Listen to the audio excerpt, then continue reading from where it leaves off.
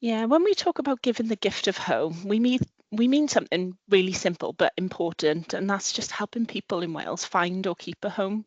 And we know thousands of people in Wales are stuck in temporary accommodation at the moment, and just often one room in a bed and breakfast or a hotel, and that's just not home. So when people donate, they're helping us give families the support and advice that they need to keep their homes or to find somewhere permanent.